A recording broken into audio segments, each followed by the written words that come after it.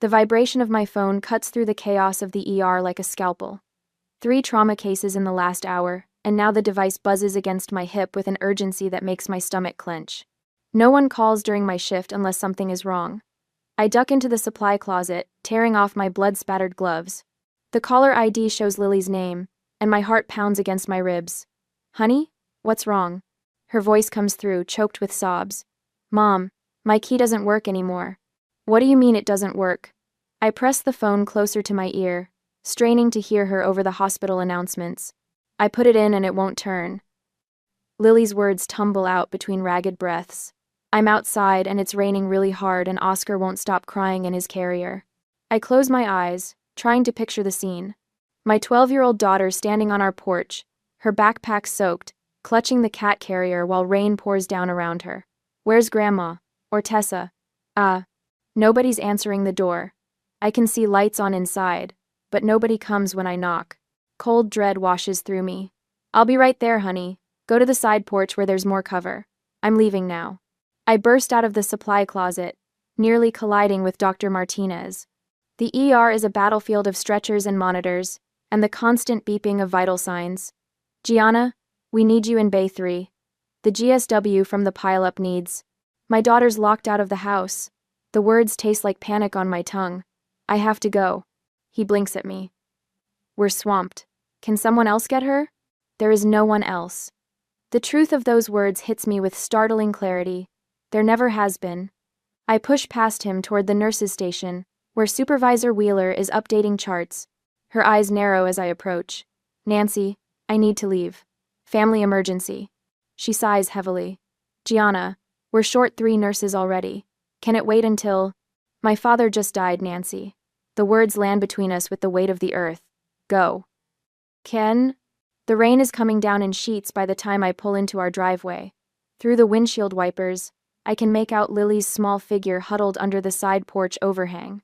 Her hair is plastered to her head, uniform soaked through. The cat carrier at her feet emits miserable yowls. I leave the car running and sprint through the downpour, water soaking through my scrubs in seconds. "I'm here, baby. I'm here. I'm here." Lily collapses against me, her body shaking. "Why doesn't my key work?" "I don't know, honey." I stroke her wet hair, my mind racing. "Let me try mine." We move to the front door, and I notice the curtains shift slightly in the living room window. Someone's home. My key slides in but won't turn, just as Lily said. I pound on the door. "Hello? Marjorie? Tessa? Open up." The door swings open, and I find myself face to face with my mother. Marjorie stands in the entryway, wine glass in hand, her silver hair perfectly coiffed. Behind her, my half-sister Tessa leans against the wall, swirling her own glass of red wine. "Well." Marjorie takes a slow sip, her eyes traveling over our drenched figures. "You got here faster than I expected." "What's going on?" I ask, trying to usher Lily inside. "Why aren't our keys working?" Marjorie blocks the doorway with surprising firmness for a 65-year-old woman. "We've decided you and Lily don't live here anymore." The words don't make sense at first, like they're in a language I don't speak. "What are you talking about? This is our home." "Not anymore." Tessa steps forward, smirking. She points toward the street. "Your things are on the curb. What's left of them anyway. The rain's been pretty brutal today." I follow her gesture and see cardboard boxes disintegrating in the downpour, clothes and books spilling onto the sodden lawn. My medical textbooks, Lily's school projects, our lives dissolving in the rain. Oscar lets out another pitiful meow from his carrier, his cries cutting through the sound of rainfall. Something cold and hard settles in my chest. I look at Marjorie, at the woman who gave birth to me, who I moved back home to help when Dad got sick, and see nothing familiar in her eyes. "Understood." My voice comes out quiet but steady. Tessa's eyebrows rise, like she's disappointed by my lack of hysterics. 2 years ago, I'd given up my downtown apartment, paused a promotion track at the hospital, to move back and care for my terminally ill father, Dr.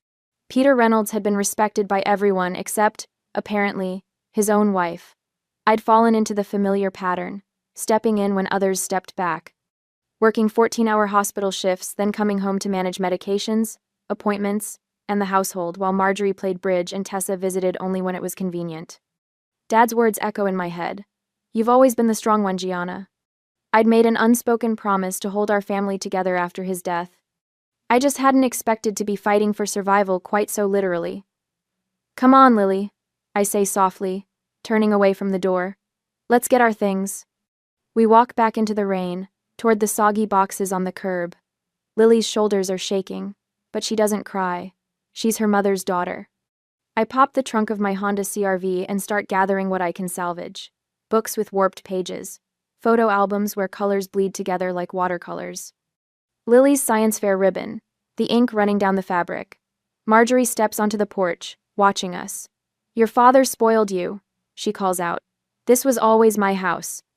I notice the neighbors' faces in windows across the street, watching the spectacle. Mrs. Donovan, with her hand over her mouth.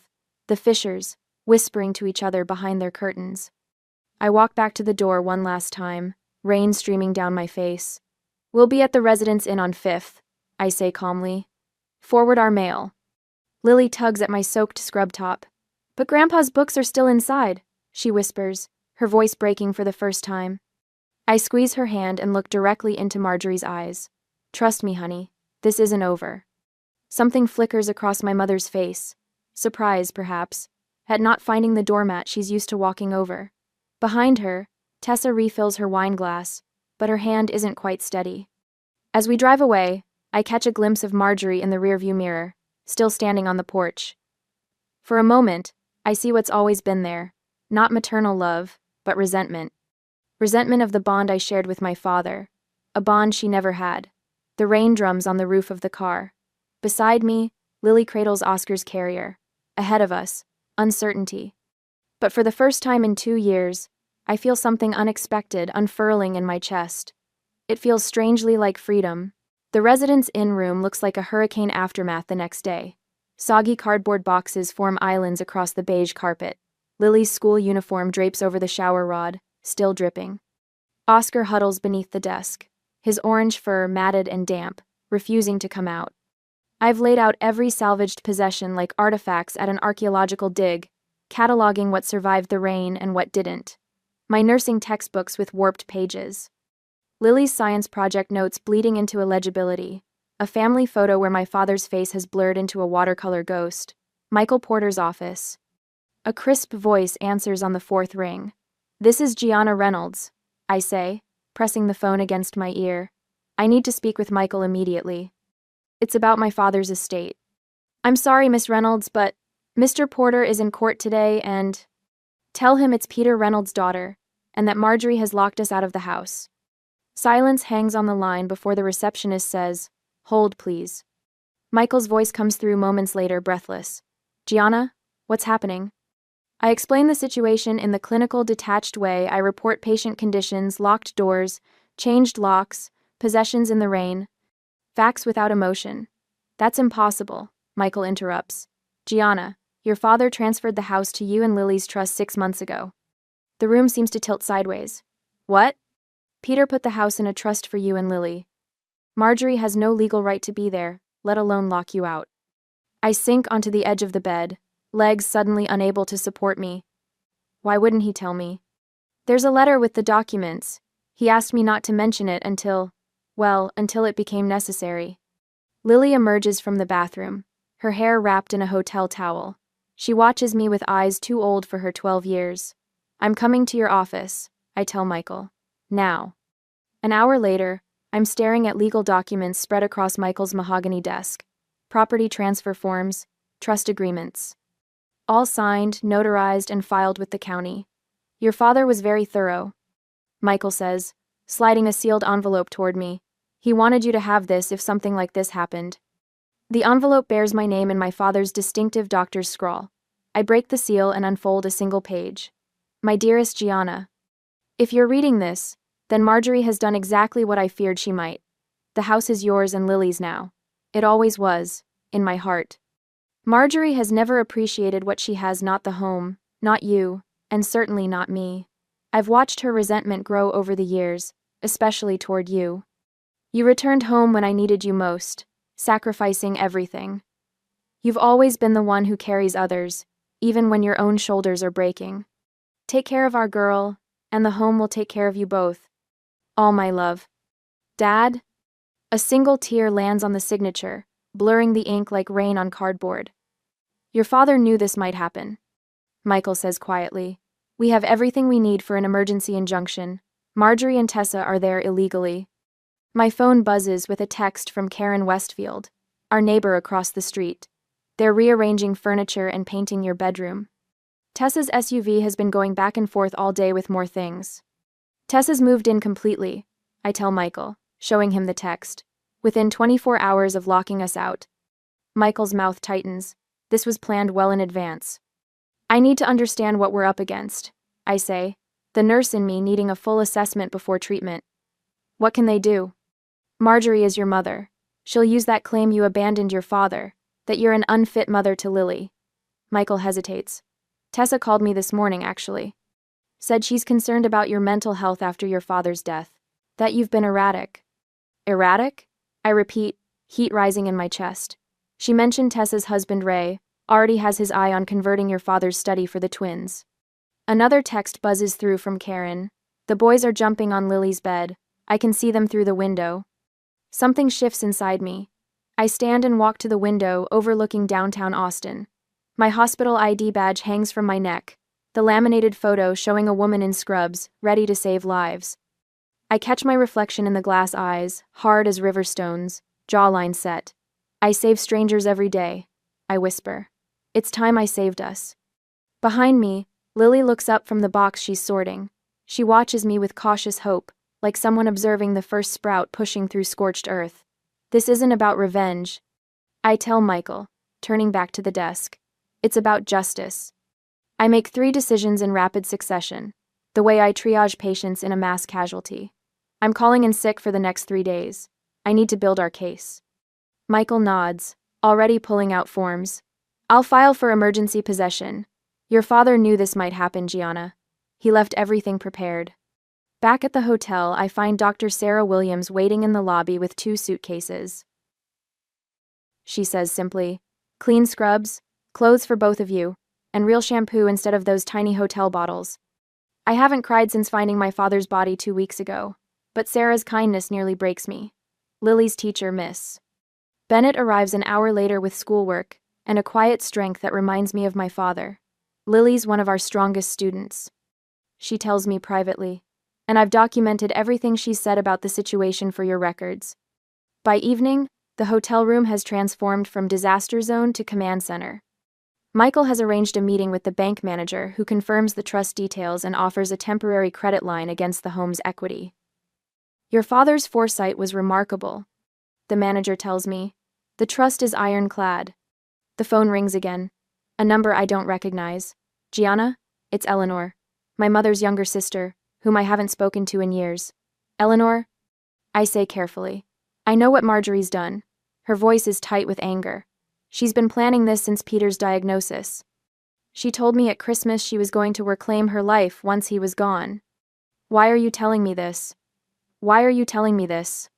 Because what she's doing is wrong, Eleanor says simply, and because Tessa's already listed some of your father's medical equipment on Facebook Marketplace. I have screenshots. By midnight, the emergency court filing is submitted. My savings account is nearly depleted from the legal retainer, but for the first time in days, I feel something close to hope. Lily sits on the edge of the hotel bed, stroking Oscar, who has finally emerged from under the desk. I miss Mittens, she says quietly. Her second cat, still trapped in the house. We'll get her back, I promise. And Grandpa's books? Everything, Lily, I promise. She studies my face with that penetrating gaze she inherited from my father. Mom? Yes? The hardest person to stand up to is your mother. She repeats the line from a book we read together last summer, but the words carry the weight of ancient wisdom now. I sit beside her, drawing her close. Yes, but not as hard as letting her hurt you. My phone lights up with a text from Michael. The law is unquestionably on your side. Outside, rain taps against the window, gentler than before. Not washing things away this time, but cleaning them, making them new. Marjorie's Facebook post appeared on my phone at 3:17 a.m. a week later. I'd been awake anyway, staring at the hotel ceiling, listening to Lily's gentle breathing from the next bed. Please pray for our family during this difficult time, my mother had written. After Peter's passing, Gianna has chosen to abandon the family home where she was raised. Some grief manifests as rebellion, even in adults. Your support means everything. 27 sympathetic comments already. Hearts and prayer hands from church members who'd known me since childhood. I set the phone down without replying. Documentation, not reaction. That's what Michael had emphasized yesterday. Mom? Lily's voice came from the darkness. You okay? Just checking messages, honey. Go back to sleep. I can't.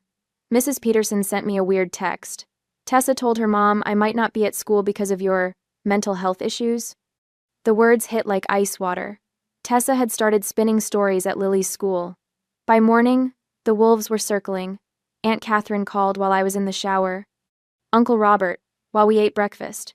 Cousin Jennifer, during our drive to Michael's office. All of them concerned about my erratic behavior since Dad's death.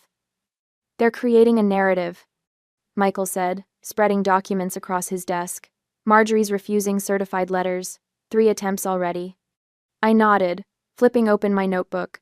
Tessa's husband Ray followed me into the hospital parking garage last night, said I was making things harder than they need to be. Michael's eyebrows shot up.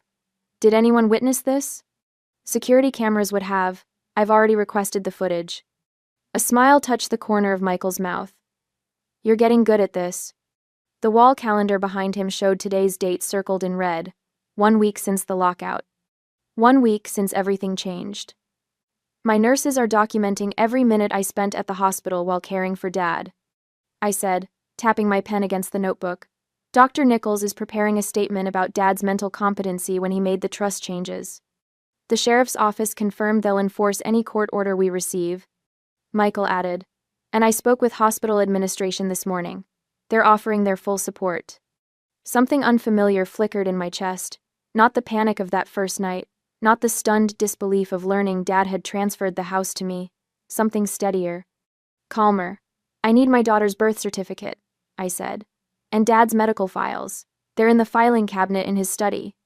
Michael's pen paused mid-note. We can request duplicates through. I want the originals. Today. 40 minutes later, I parked 3 houses down from what was legally my home. The cruiser I'd arranged sat quietly at the corner, Officer Banks giving me a subtle nod. The walkway to the front door felt both familiar and foreign. 7 days ago, I'd stood here, soaked to the skin, watching my life unravel. Today, my footsteps sounded different on the concrete. Marjorie answered on the 3rd knock, her face freezing in mid-smile as she registered who stood before her. You're not welcome here, she said, hand gripping the door edge. I pressed record on my phone, holding it visibly. I'm legally requesting my daughter's birth certificate and my father's medical records. Tessa appeared behind Marjorie, her face flushing. We'll call the police if you don't leave. I've already notified them I'd be here. I nodded toward Officer Banks, who'd stepped out of his cruiser. This is a documented request for my legal property. Marjorie's eyes welled with tears, a familiar tactic that had worked on me countless times before. After everything I've done for you. When the tears didn't move me, something shifted in her expression. The sadness hardened into something sharper, more dangerous. You think you can take what's mine? Her voice cut like glass. Your father never appreciated me either. Mrs. Daniels watered her flower beds across the street, pretending not to listen. Mr. Wilson slowed his walk, dog pausing conveniently near our driveway. The filing cabinet in Dad's study, I repeated. I'll wait here while you bring the documents. 10 minutes later, I walked back to my car with a manila envelope. Inside was the original birth certificate and a folder containing Dad's medical history. Small victories, necessary ones. The next morning, Dr. Williams met me in the hospital cafeteria before my shift. I've completed my statement about your father's care, she said, sliding a sealed envelope across the table. 2 years of watching you run yourself ragged, caring for him while working full-time. No jury would question your dedication. Mrs. Bennett, Lily's teacher, called that afternoon. I've documented Lily's relationship with her grandfather, she said. How he attended every school function when you were working. How she read to him daily during his illness. By evening, Michael had filed an emergency possession order with 17 signed affidavits. Eleanor called, he said when I arrived at his office. Marjorie's been photographing family heirlooms for an estate sale website. I felt my jaw tighten. Dad's collection? And your grandmother's silver. The antique furniture from the library. The hospital chaplain, Father Morgan, had left a message on my phone. He'd provided a character witness statement about my visits with Dad, the prayers we'd shared, the family Bible I'd brought to his bedside. People were choosing sides. Not the sides Marjorie had anticipated. Thursday brought the shift I'd been waiting for. The judge reviewed our case and expedited the hearing date. I want to deliver this personally, Michael said, holding up the notice of eviction. His eyes gleamed with something between mischief and justice. I sat in my car across the street, watching as Michael approached the front door in his crisp suit. Marjorie answered, accepting the certified letter with obvious reluctance. Through the windshield, I watched her face as she read the opening lines. The letter trembled in her hands when she reached the declaration. Property owner, Gianna Reynolds. Tessa appeared in the doorway, phone pressed to her ear, lips moving rapidly as she called their attorney. Marjorie didn't move, the paper still clutched in her hands as Michael walked back to his car. For the first time since this began, I saw something besides manipulation in my mother's expression. Understanding. The realization that I wouldn't back down. That evening, Michael spread our documentation across his conference table like a general mapping a battlefield. Court affidavits from 3 of Dad's doctors confirming his mental competency. Trust documents with the ownership transfer timeline highlighted. The photographs I'd taken of our belongings on the curb, rainwater seeping through cardboard, Lily shivering under the porch light. The calendar is particularly powerful, Michael said, pointing to the color-coded schedule I'd maintained. Green for Dad's appointments, blue for medication changes, red for emergency room visits. 2 years of caretaking condensed into 12 meticulous pages. And these, he added, tapping the financial records, showing every mortgage payment I'd made. Every utility bill I'd covered while Marjorie spent her widow's pension on bridge club dues and weekend trips to Galveston. The law doesn't care about feelings, Michael said, gathering the papers into a leather portfolio.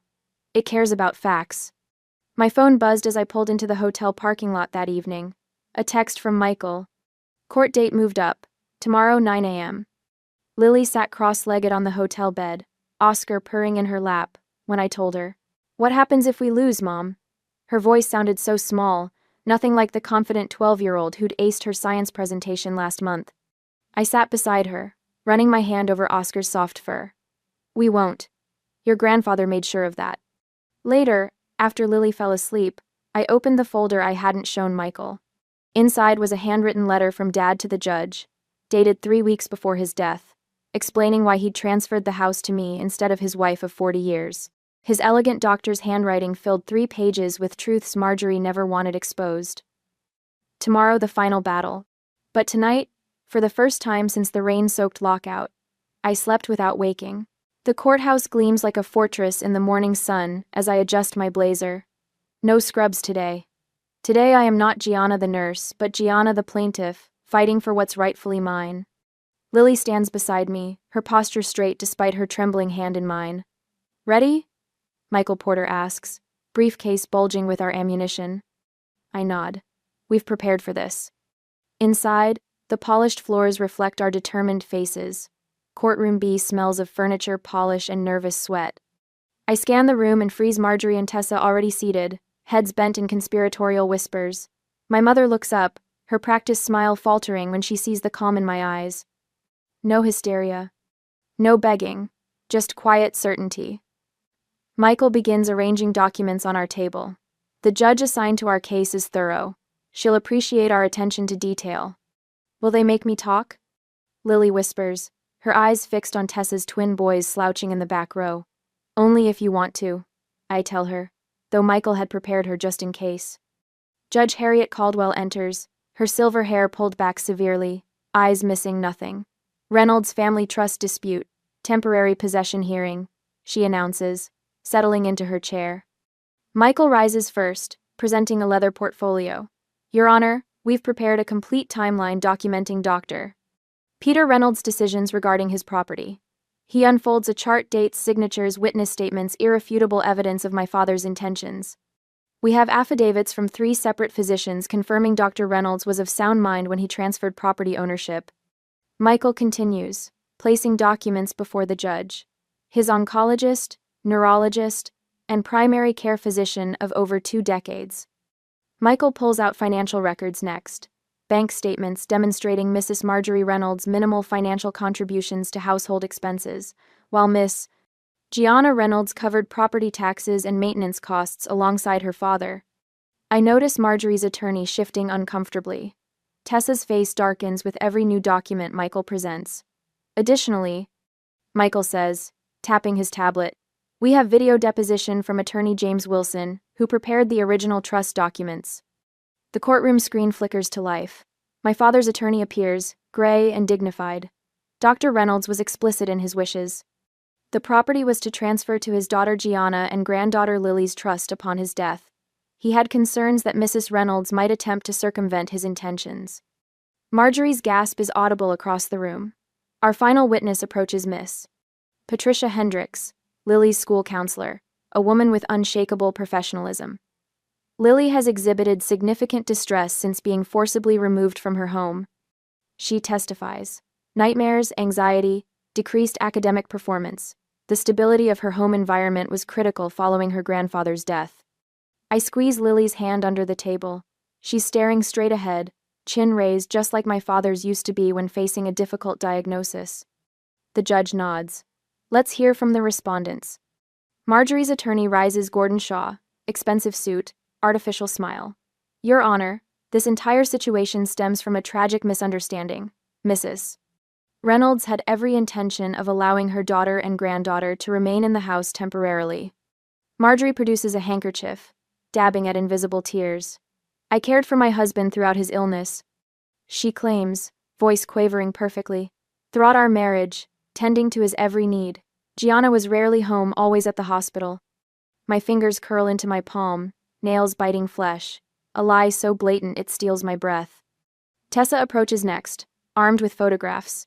Here's our family at Christmas, she says, showing images of forced smiles.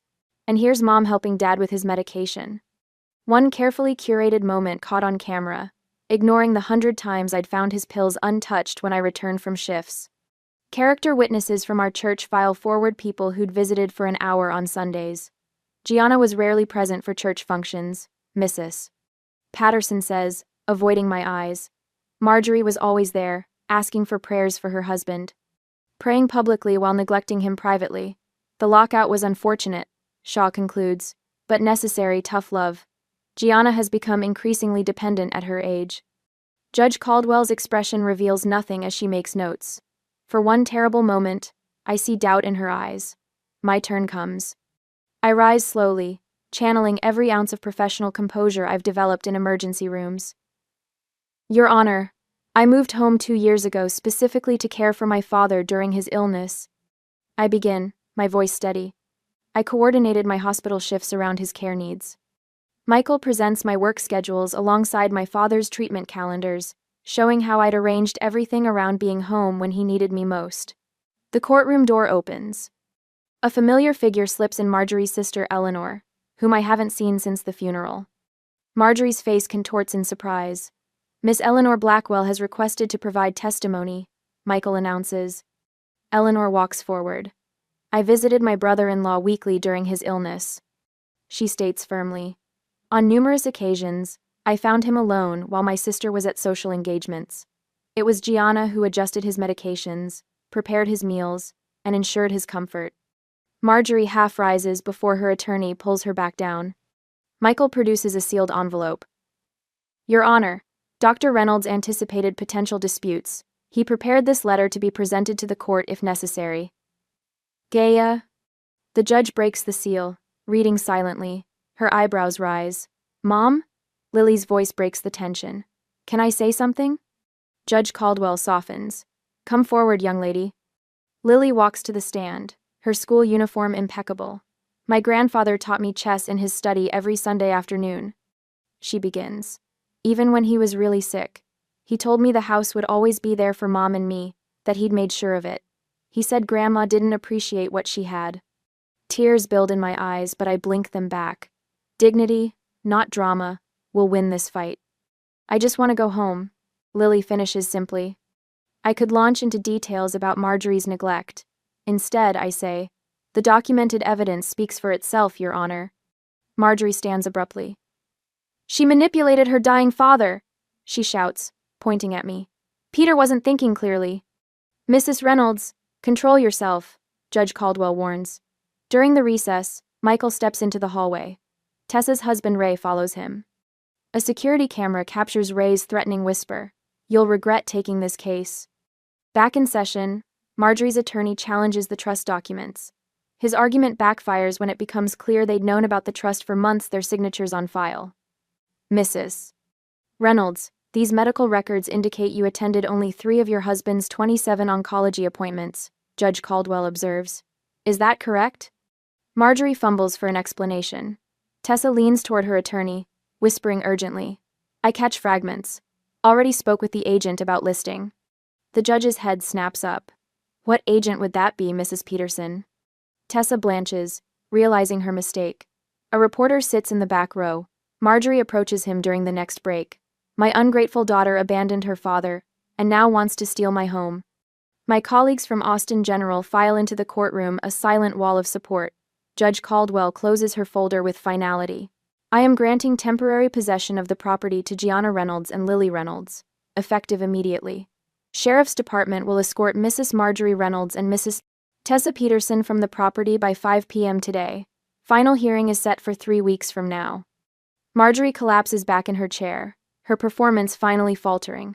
Outside the courtroom, her attorney approaches Michael. We should discuss settlement terms. I shake my head. We're past the point of negotiation. In the hallway, Tessa and Ray argue loudly. You said this would be easy, he snaps. Now where are we supposed to live? I lead Lily toward the exit. The sunlight outside feels different, somehow cleaner, brighter. Is it over? Lily asks, looking up with cautious hope. Almost, I tell her, keys already in hand. We're going home. The phone rang at 7:15 a.m. I stared at the caller ID, my thumb hovering over the screen. Mother. 3 days before the final hearing. Gianna, Marjorie's voice quavered when I answered. I didn't sleep all night thinking about this situation. I said nothing, letting the silence stretch between us. I'm still your mother. Her voice broke. Family should come first. You know that's what your father would want. I stirred my coffee, watching the cream swirl. Dad made his wishes very clear in the trust documents. People are talking, Gianna. The whole church is praying for reconciliation. The wobble in her voice hardened. Pastor Williams called yesterday. He reminded me that Christian forgiveness requires reconciliation. My phone buzzed with an incoming text. Uncle Robert, we need to find a compromise before Thursday. This is tearing the family apart. Tessa's boys are devastated, Marjorie continued. They've already moved their things into the upstairs bedrooms. Now they have to pack again. Those rooms never belonged to them. I said quietly. We could share the house, Marjorie pressed. You and Lily take the main bedroom and study. We'll take the guest room and den. Common areas can be... No. The word fell between us like a stone. You're being cruel, Gianna. Her voice sharpened. What happened to the daughter who nursed her father for 2 years? Who put everyone else first? She got locked out in the rain. I ended the call as another text arrived. I set my phone face down on the counter, my hands trembling slightly. Mom? Lily stood in the doorway, Oscar winding around her legs. Was that Grandma again? Yes, honey. I forced a smile. Nothing important. Michael called an hour later. Marjorie's attorney filed a motion this morning. They're requesting a mental health evaluation, claiming your grief has impaired your judgment. My stomach clenched. Can they do that? It's a delay tactic, Michael said. But the hospital called me too. Someone filed an anonymous complaint questioning your professional stability. The word struck like physical blows. 2 years of night shifts while managing Dad's care. Never missing a medication schedule. Documenting every treatment. The school principal left a message. I told him. Apparently, Tessa's been telling parents that Lily's not doing well in our temporary situation. I glanced toward Lily's room, where she was quietly reading. Michael, am I being too harsh? Should I consider some kind of... No, Michael cut in. Remember what your father wrote in his letter to the judge. Marjorie has never appreciated boundaries, which is why I've drawn this one so clearly. Stay the course, Gianna. Wednesday morning, the day before the final hearing, my phone rang as I was preparing Lily's lunch. Miss Reynolds, this is Janet from the clerk's office. We can't locate your documentation folder for tomorrow's hearing. Cold dread washed through me. What? All our evidence was submitted last week. It's not showing in the system. We need these documents by noon, or the judge may grant another continuance. I called Michael immediately. His assistant answered. He's in court until 11. What's happening? I explained the situation as I raced to the hotel desk for the backup flash drive. I saved copies of everything, but we'll need to reprint all the affidavits and get them notarized again. I'll meet you at the office in 20 minutes, she promised. I turned to find Lily watching me, backpack in hand. You're going to be late for school. Grandpa's tablet, she said suddenly. The blue one. He backed up all his important papers to the cloud. The password is your birthday. 3 hours of frantic work. Michael requested a delay when he finished his other case. The judge granted us exactly 90 minutes. We made it by 11 minutes, Michael said, collapsing into a chair as the clerk stamped our reconstituted evidence folder. Someone deliberately misplaced our files. Just one more day, I whispered. Thursday morning dawned clear and cool. I stood by the mailbox at 9:27 a.m., watching the sheriff's department vehicles pull into the driveway. 2 deputies in crisp uniforms approached the front door while another positioned himself near the garage. Michael stood beside me, legal briefcase in hand. Are you ready for this? I nodded, unable to speak. In the car, Lily sat clutching a framed photo of my father, her face solemn. The lead deputy knocked firmly. Sheriff's Department, open the door, please. Tessa answered, her face flushed. What's the meaning of this? The deputy held up an official document. I have a writ of possession to execute. Are you Marjorie Reynolds? I'll get my mother, Tessa said, her voice tight. Marjorie appeared moments later, hair perfectly styled despite the early hour. I need to see that order. I'm not letting strangers into my home.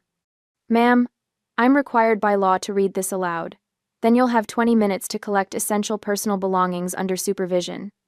As the deputy read the court order, Marjorie's eyes found mine across the lawn. The hatred in them was palpable. You have 20 minutes, the deputy concluded. We'll accompany you to ensure only personal belongings are removed. I remained by the mailbox as deputies entered with Marjorie and Tessa. Michael activated the recording feature on his phone, documenting the entire process. Inside, I heard Marjorie's voice rising in protest. Those are family heirlooms. They belong to my husband's mother. Ma'am, we have an inventory list provided by the court. Those items are specifically listed as property of the trust. I closed my eyes, remembering the meticulous room-by-room inventory I'd created before moving back.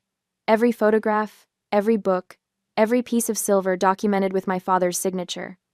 A deputy emerged, carrying a cat carrier. Found this little guy hiding under a bed. Seems a bit malnourished. Oscar's plaintive meow made my throat tighten. I took the carrier to Lily, who opened the door immediately, tears streaming down her face. He's so skinny, Mom, she whispered, fingers gently stroking his fur through the grate. The minutes ticked by. Deputies carried out boxes of clothing and personal items, checking each against the inventory. I heard Marjorie's voice rising again. Then Tessa's husband raised deeper tones, joining the argument.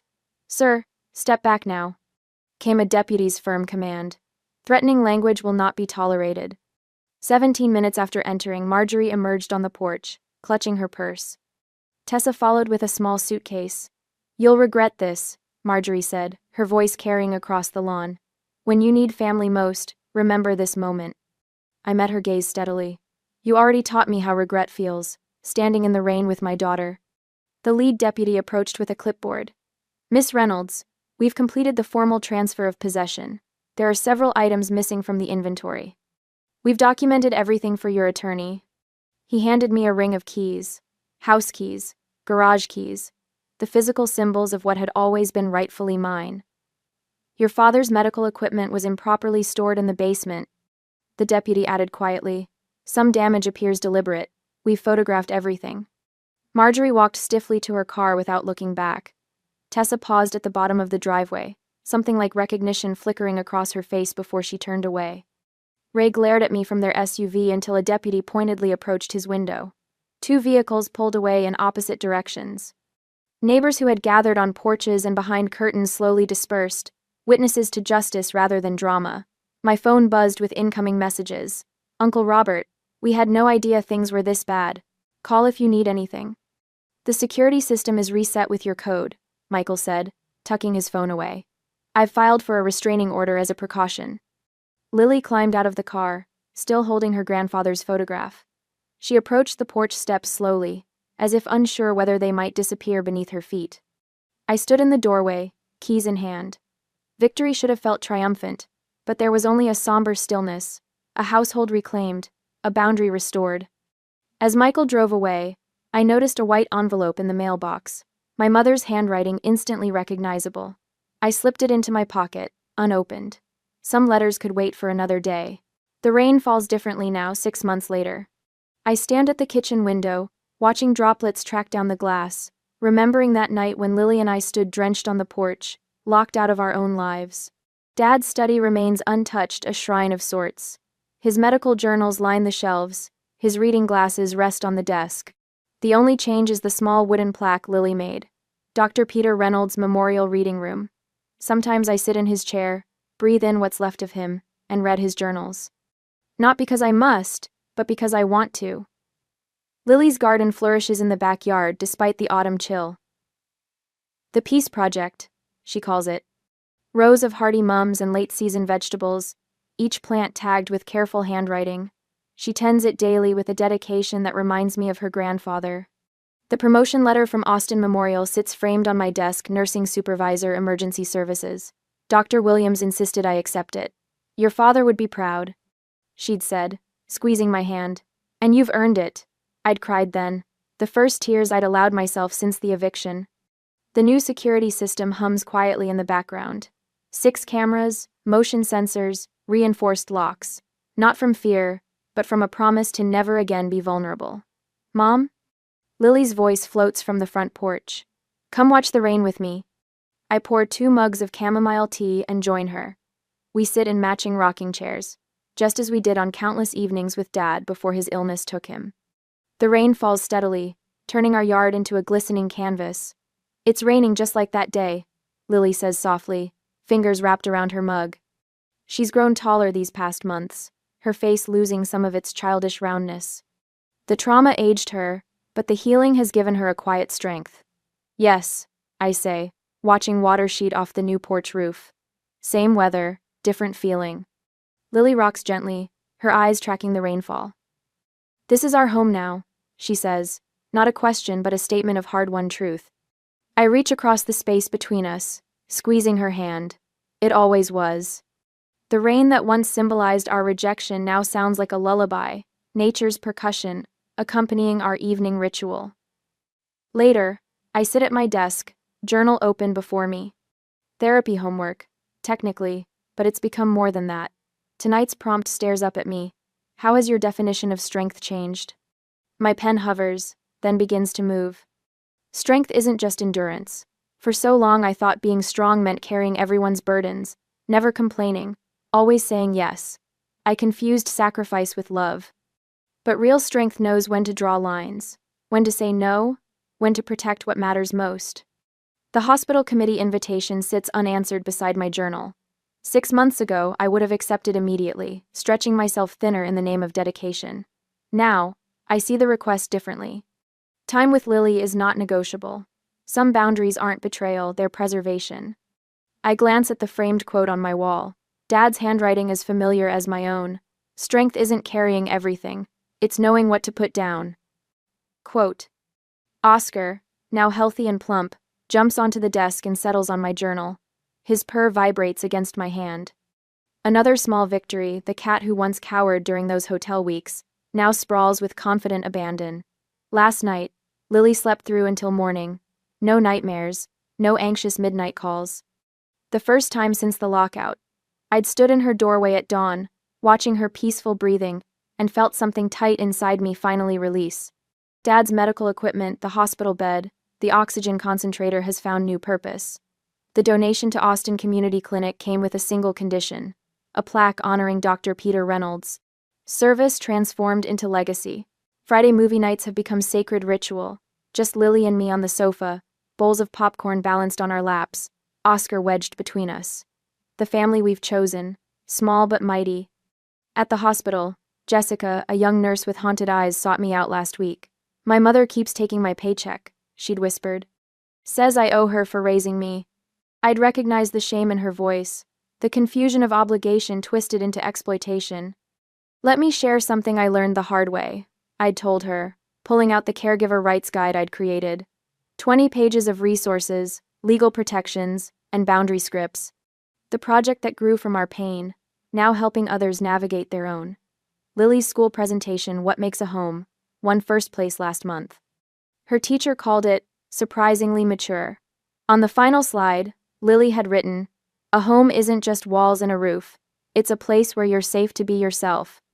The spare bedroom that once collected dust now hosts Sarah, a traveling nurse whose apartment flooded last week.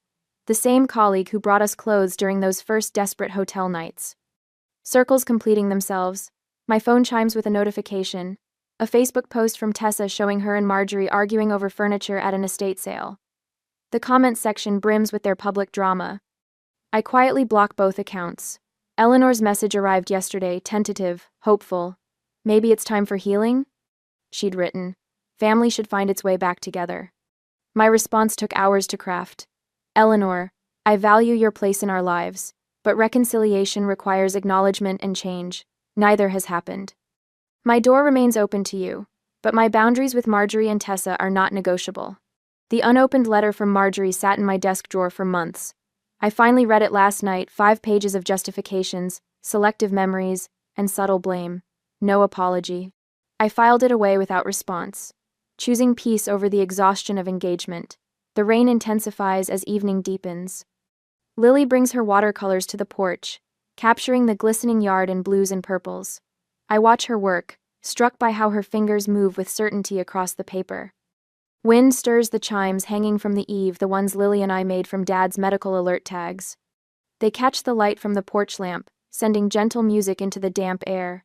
Some storms wash things away, I say, watching raindrops catch in Lily's hair. Others help things grow. Lily looks up, brush poised mid-stroke. I like this storm better.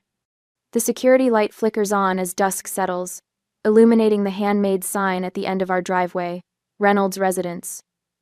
Not a declaration of ownership, but of presence, of persistence.